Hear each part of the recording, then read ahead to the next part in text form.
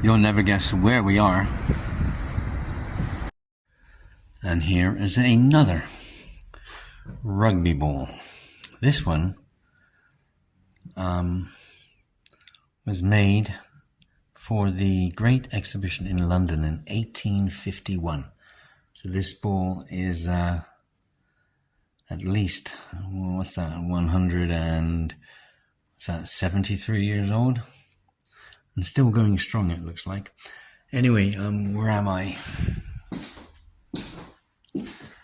Okay, this little museum here in the town of Rugby is about what we would now know as rugby football, the sport named rugby football.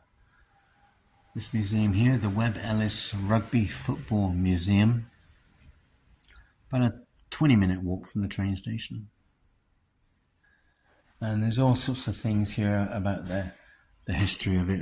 The balls were actually made here, or some balls were actually made here up until about 20 years ago.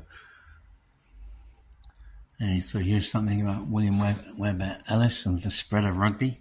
And of course there's many forms of rugby football now, you know, like whether it be Australian, Aussie rules, Gaelic football, American football, you know, of course rugby league and rugby union. They all started from, well, here, I guess.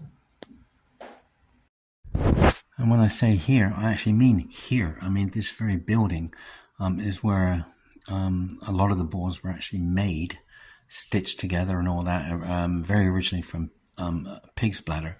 The actual school itself is just over there, so I'll be heading there next.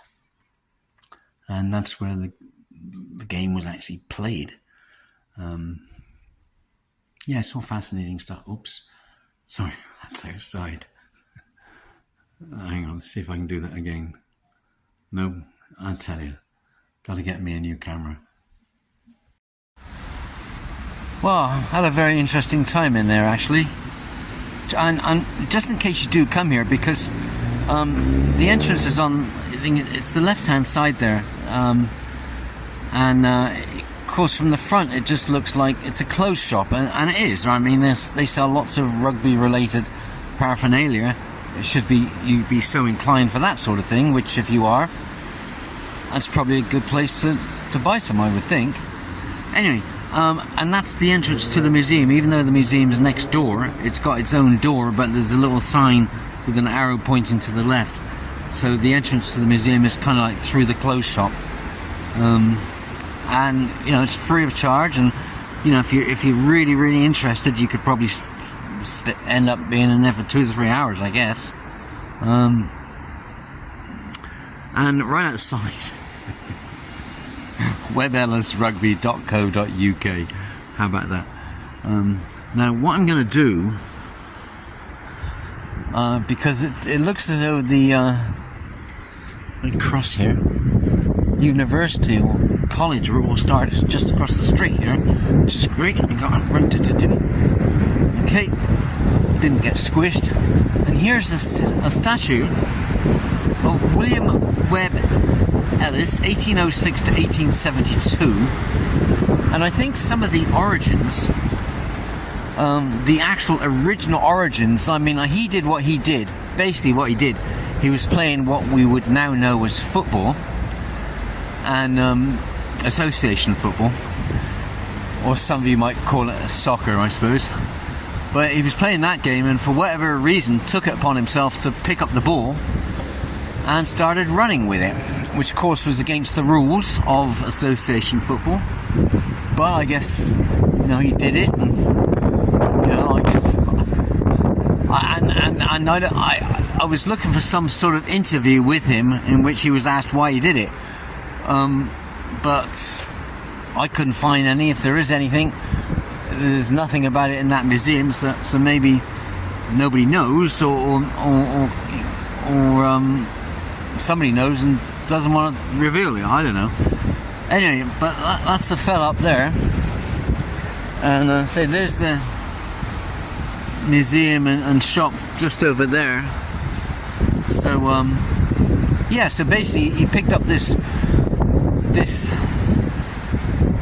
Well, this is where some things are lost in time. He picked up a ball. Now, it was a ball that they'd been playing with and kicking around, so I'm guessing it was round, because obviously if you're kicking around a rugby-shaped ball, that's going to be awkward.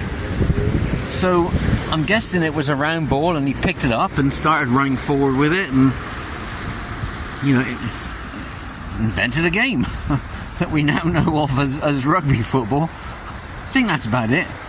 And of course, as time has gone by, that has spurned all different versions, right? I mean, you know, that game had its rules, which I think they actually got coded in something like 1871. But there's differences, even in the UK, between rugby league, which is more played in the north, and rugby union, which is more played in the south. And the rules are slightly different. And so I guess that's the same with Aussie rules. Certainly when Feats and I saw the state of origin between New South Wales and Queensland, holy moly, those rules are very different. That's for sure. But you know, I guess you could just, you know, you can take an original, you can chop and change the rules a little bit, and you can come up and give it whatever name you want to give it. And you know, which, you know, why not, sort of thing. So that probably explains the state of origin, and I guess Gaelic football, American football. I mean, they were all versions of an original, I suppose. You know, they've just been tweaked as time has gone by. All interesting stuff. So now I'm going to attempt to get into this university or college, see what happens. Well, whenever I see statues, I have a habit of going over to them, just in case. Okay, Thomas Hughes, author of Tom Brown. Now, I don't know if someone's left off the word Tom Brown's School Days or Schoolboys? School Days, probably, right? Which actually has some sort of reference to rugby school. Maybe because Tom Brown went there, I don't know. That's another book I'm going to have to read. And I'm guessing that this fella here, Thomas Hughes, so it says author of Tom Brown, though. Died? I don't know. Born? Oh God, that's my Latin. 1872. Died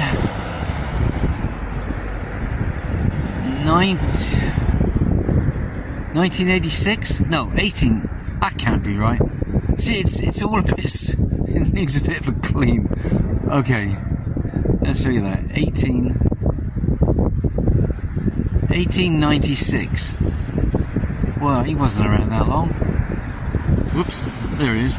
Anyway, so I saw that when I was walking to this place here, which is, oh, it might start getting windy now. I'm going to have to speak up, I think. It's all part of Rugby School, which is still a functioning school today, actually. And looking at the map, they seem to have they got 2 rugby football pitches here, and over to my right they've got some association football pitches. So obvious question now is this where William Webb Ellis picked up, let's say, a round ball, and which he wasn't supposed to, and started running with it and invented the game rugby?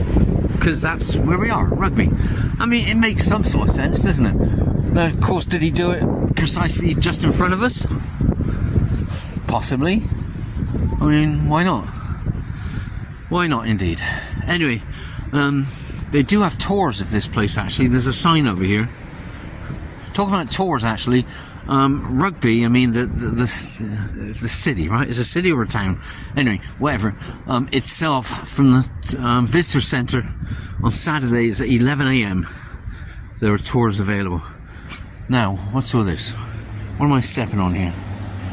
First Women's Rugby World Cup played 1991. First Rugby World Cup played 1987. Because, you know, this I mean, rugby is spread quite a bit worldwide. I mean, there's a whole bunch of countries that play rugby. William Webb Ellis, an early pioneer Rugby cement our history, your heritage.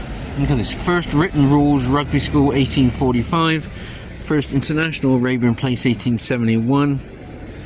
International Rugby Football Board founded 1891. Rugby League founded 1895. Anyway, what was I saying? What happened? This gateway was given to Rugbyans to commemorate the 400th anniversary of the founding of the school, 1567 to 1967. And on the other side, what's this? Okay, on the other side, there's another one. I saw it earlier. Here it is. Rugby school. This gateway was opened on the 12th of May 1967 by Her Majesty the Queen. And here's the thing here, no public access past this point. If you would like a tour, please call the school shop on 01788 556 169. How about that? So this is a functioning school, quite for sure actually. And what are we, like 75 miles north of London, or 70 or something, 65, something like that. It took it's about 2 hours on the train. It's going to be about an hour and a half on the way back, because I guess it makes less stops, I don't know. So, but that's, you know, it's easy enough. But the train station is about, from here, probably a 15 to 20 minute walk for me. But anyway, so if you've got any sort of interest in, oh yeah, I know what I was talking about. I was talking about, you know, rugby, you know, being worldwide. I mean, not as worldwide as association football. I mean, I think in the Rugby World Cup, they have what, 24 or 32 teams or something like that. So it's not like, you know, the Association Football World Cup. But I think I read somewhere that rugby is kind of played in about 150 countries. Now, of course, I suspect that the majority of those, it's not up to some sort of, if you like, international level. But, you know, I could be wrong. Anyway, so yeah, so if you got any, so that's one nice thing about living in London, isn't it? You know, you could go to a place like this on a day trip. It's not difficult, you know. It just isn't. It's just that if you're going to go on that tour, like that tour from the visitor centre was just at 11 a.m. on a Saturday. So if you kind of like, you know, want that sort of thing, then, you know, it's probably best to research it online a bit. Maybe make a phone call, send an email, whatever. And then, of course, get a train. Well, you can take coaches, I suppose, or drive up. But just make sure you're early enough for that kind of thing. But, you know, from London, it's a day trip, isn't it? I mean, that's what I'm doing today. Well, I'm done an about turn because just found out that that area there, that green area, is called the Close, and is apparently where the William Webb Ellis did pick up the ball and invented a new game. So that is where it all started back in 1823. This is Rugby School, as mentioned before. It is a private school. It's boarding, although some people don't board, but most do apparently. Someone said they actually have a campus somewhere in China. Anyway, so it's for males and females, boys and girls, up to, I don't know, whenever they depart for Oxford or Cambridge or wherever one goes afterwards. I mean, it's kind of, I'd say a bit snobby or a bit elite, I suppose, but it's all very nice, I think. I mean, don't think it's really cheap as schools go, but they have these pitches over here, and then over there somewhere they've got 3 or 4 other pitches, like I saw a map, it looks like association football and other stuff. So I don't think this is the worst private school to go to by any means, actually. And apparently the girls wear their uniforms of they have long skirts or something, but I actually haven't seen any. Okay, so right, let's. I'm actually heading now for fish and chips because, you know, in London, especially central London, you know, fish and chip prices can be a little outrageous.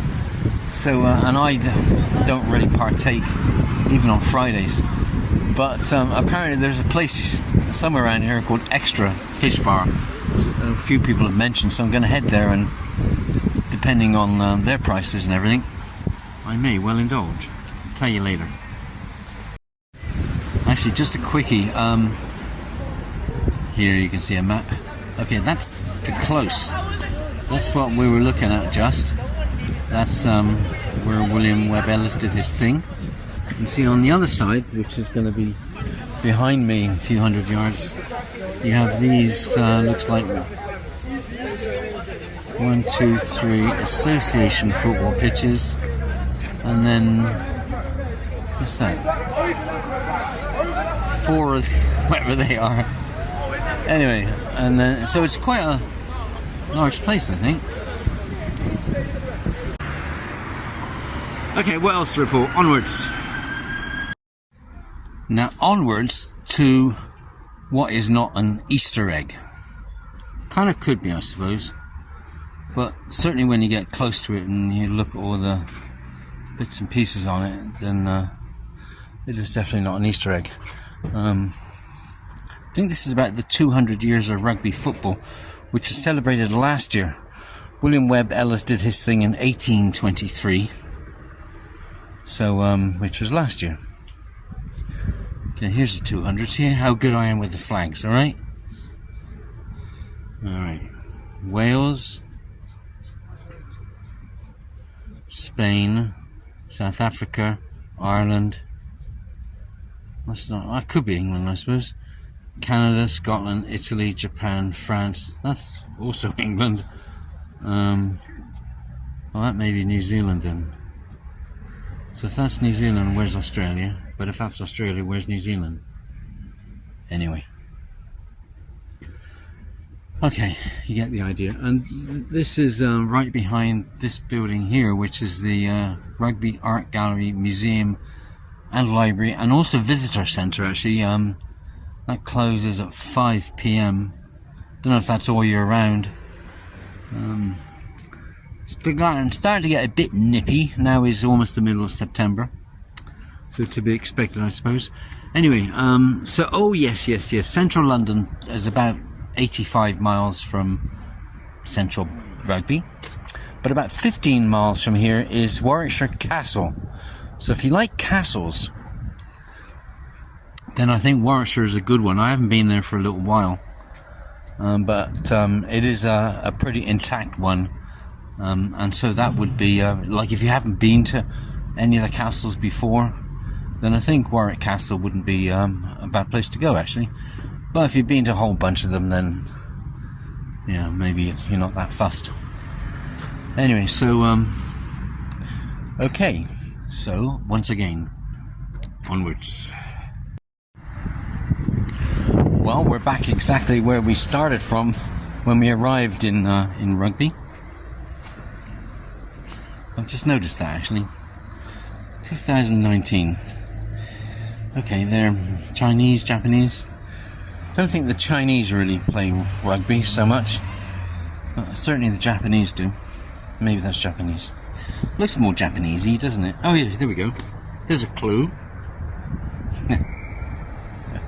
These would be cherry blossoms, wouldn't they? Like plum blossoms, cherry blossoms. How do I know all this, you say? Just check out some of the other videos. Anyway, the sky has gone back to being kind of blue, mostly blue. Being a bit changing today, I have to admit. But not to worry, what can we do? And this is this train station is about a 20-minute walk from the downtown area. 15, I suppose, if you know where you're going and you kind of march along. And all in all, you know, not the worst day. Oh, I should say, if you are going to, and this applies for anywhere in the UK actually, you know, train tickets can be horribly expensive. Like if you just turn up at the station and, you know, and get your tickets there and then, it can be nasty. Some of the prices can be just nasty. I actually, today's Wednesday, I got these tickets Monday night actually, only paid £9 each way, and the cost depends also on, I mean, the particular time was at £9. Now had I got trains earlier this morning, would have been £20 or maybe even more, so that comes into it as well. You can sort of pick and choose, and different departure times will be different prices, and depending on your circumstances that might work for me. I've probably, by the time all said and done, had about 6 hours in Rugby, which is fine. I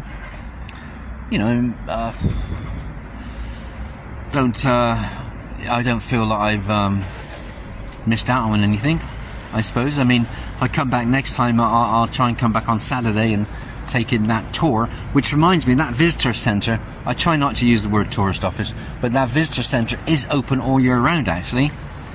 Bit of a surprise these days. Anyway, so just over there, so here's the train station. Just behind, there's a hotel here, a Travelodge. Just behind that, there's a Tesco Express. So that's not a really, really big Tesco. I mean, it's not really, really tiny. You know, it's all right, right? You know. Yeah. So that's just over there. So that's it. So until next time, adios.